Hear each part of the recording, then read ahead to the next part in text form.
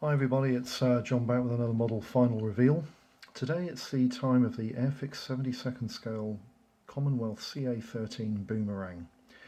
I have a couple of things to say about this kit, but first we'll dwell on the negative issues because there are a number of negative issues with this kit. The aircraft itself was actually scaled by Airfix designers to build the model from drawings which were inaccurate. The airframe is actually slightly too long. The plan form of the wings is completely the wrong shape. But apart from that, they didn't do that bad. They didn't do a bad job. The overall appearance of the aircraft is actually pretty good. I mean, you can look at this model and you can see, yeah, that's definitely a Boomerang. It definitely is.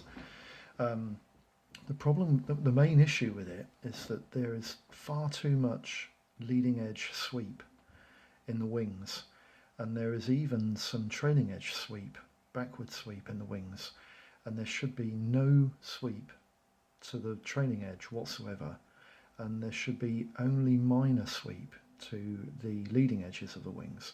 And unfortunately Airfix have got this completely wrong, and when you look at real images of the Boomerang you can see that the wings, I mean the leading edge is so swept it looks terribly wrong, but the trailing edge is actually meeting the fuselage in the wrong place. It should be sort of 1/3 of the way from the back of the backward, you know, you see the little plexiglass behind the main sliding canopy section. The leading edge of the wing should meet roughly 2/3 down the length of that, and it doesn't. It actually meets right at the back of the window, which is very much incorrect. The propeller itself is slightly wrong as well. It's not fantastic, but the rest of the kit seems to be pretty accurate, and the engine is reasonably detailed.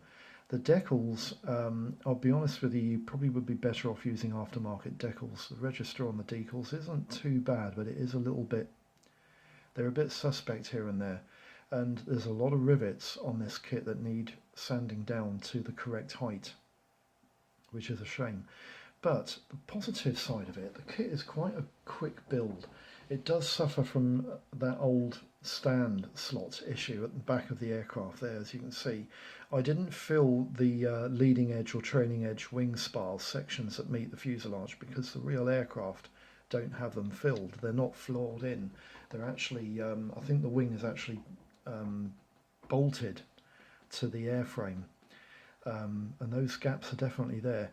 But the kit is actually a very delightful, very fast building model, and it's such a lovely looking plane. I really like the look of the Boomerang. It's a lovely looking, stumpy, cute little fighter, and it actually wasn't a fabulous fighter, but it was the only thing the Royal Australian Air Force had at the beginning of the war.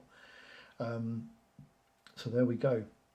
The decals actually have gone onto this kit not too bad. I was concerned about the decals going on this kit, but they seem to have followed the contours of the aircraft reasonably well, which is quite nice.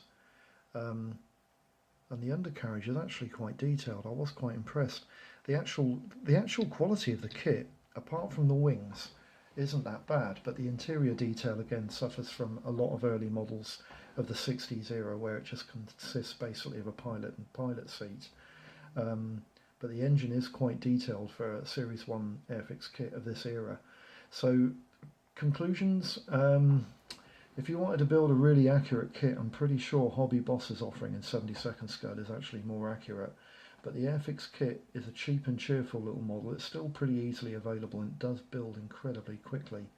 I think this thing was done in less than 2 months, and for me, with the way the modelling table is at the moment, that was quite a feat. So recommendations, yeah, I would sort of recommend this, but if you wanted a more accurate Boomerang, go for the Hobby Boss kit. It's definitely a more accurate outline model, but I think it does go for a little bit more money. So that's it for this video, lads. I hope, unless of course there's a few of you out there, I hope this video has been of some use, and I'll catch you for the next one. If there's any questions, comments, and just pop them in the comments slip. Any questions, I'll get back to them as quickly as possible. See you for the next one. Bye bye.